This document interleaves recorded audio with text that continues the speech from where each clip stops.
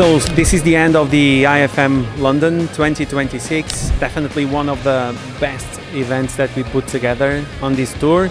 I think it's always a great opportunity for us to meet the industry professionals, many industry players that come to this event. The industry needs places where people can actually meet together and discuss the future of the industry, and they can share their challenges and eventually discuss what are the solutions for those challenges. The difference of the IFM London is that you can actually discuss what's the strategic facilities management side of things and also what's the operational side of facilities management.